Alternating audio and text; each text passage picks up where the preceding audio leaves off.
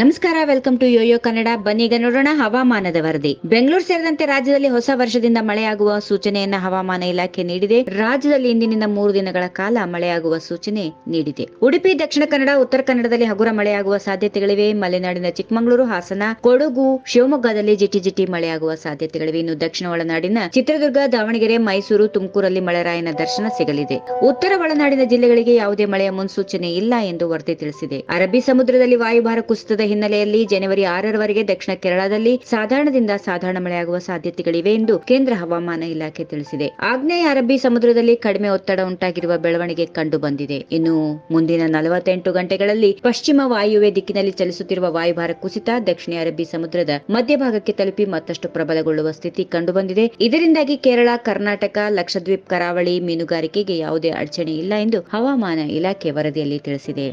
ಈ ವಿಡಿಯೋ ನಿಮಗೆ ಇಷ್ಟವಾದಲ್ಲಿ ಲೈಕ್ ಮಾಡಿ, ಶೇರ್ ಮಾಡಿ, ಸಬ್ಸ್ಕ್ರೈಬ್ ಮಾಡಿ.